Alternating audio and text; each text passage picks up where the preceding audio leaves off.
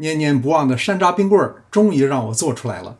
在美国呀，几乎见不到山楂，但有很好的替代品，草莓，还有大黄，可不是中药里的大黄，只有特定的大黄种类才能做中药。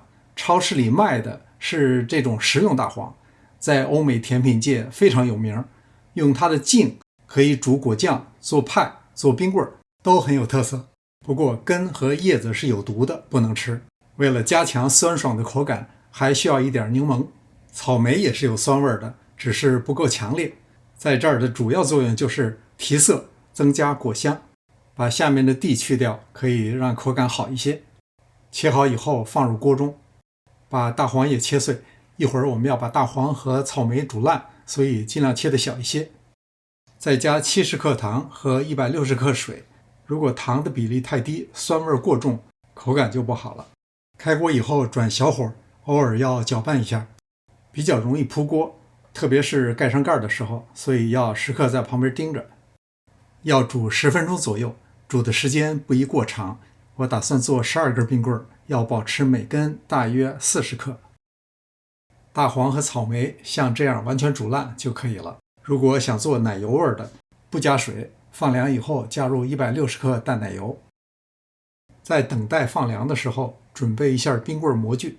感觉这种半敞开的比桶状模具要好一些，既容易往里倒，又容易脱模。大黄草莓酱放凉以后，挤入5克柠檬。1个柠檬太多用不了，把切面重合，用牙签扎住，放到冰箱里，能多保鲜一段时间。再倒入15克蜂蜜，增加口感。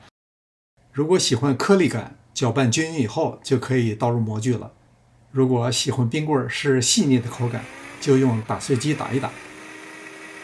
倒入模具之前，在最后检查一下，棍儿要整齐中正。接下来可就考验你的本事了，要做到干净利落、准确无误还真不容易。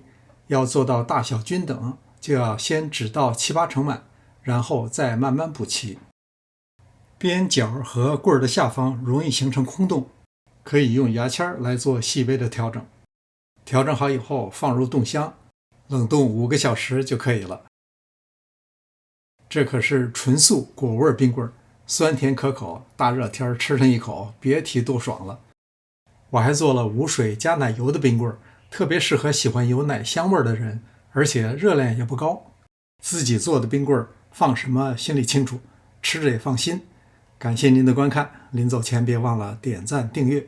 这里是上师厨房，我们下次再见。